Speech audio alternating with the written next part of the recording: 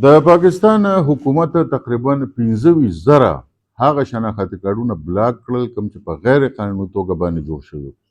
دا یو غټ خبر دی. دا مې ځکه تاسو له درکړه چې دا 25,000 شناختي کارډونه چې صرف په خیبر پښتونخوا کې بلاک شو، د دې په هکله د نادره محکمه وایي چې موږ دغه کسانو له څو ځله نوټس ورکړی، دوه نوټس هم ورکړی، خو هغوی څه صفحه هم پیش نه کړه او هغوی رانغلل او خپله صفحه ونه کړه چې بوی دا شناختي کارډونه تاسو جوړ کړي، دا هم څنګه جوړ کړي دي، د دې موږ ته بنیاد وښایه. ټول دستاویزات د هغې دروغ وختل، غلط وختل، غیر قانوني وختل. لهذا دغه 25,000 شناختي کارډونه بلاک شوي دي او په دې کې اکثره شناختي کارډونه چې کوم دي نو هغه د افغانانو دي چې په غیر قانوني توګه باندې جوړ کړي دي او په پاکستان کې د کډوالو په حیثیت باندې ژوند کوي.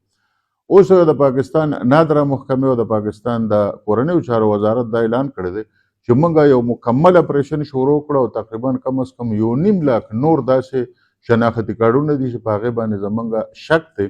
او هغه به موږ بلاک کوو، ختمو به، او چې دغه شناختي کارډونه کومو کسانو ګیر کړي دي نو هغه به ګرفتاریږي. بله چې د دغه شناختي کارډونو په جوړولو کې چا دغه افغان کډوالو سره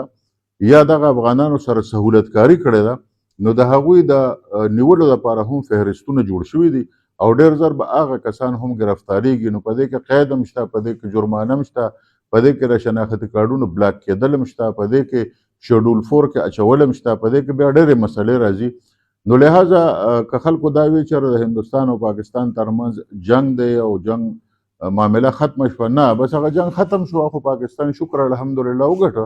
اوس پاکستان خپل مغربي سرحد ته خپل پام راړولی دی او پرونه د افغانستان چارواکو ډېر چورلټ جواب هم ورکړ چې د هغې په جواب کې د افغانستان موجوده چارواکو وویل چې موږ باید د پاکستان په مغربي سرحد باندې کوشش کوو چې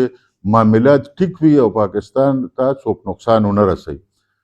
او اوس دا کار هم شروع کړو چې بی ترهګر او د ترهګرو نه علاوه چې څونه افغان کډوال دي د دوی د ویستلو بهیر به نور هم تیز شي له دې نه پس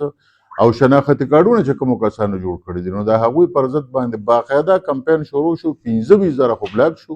او د دې نه علاوه ما تاسو ته ووایي چې د نورو خلاف کارروۍ شروع ده.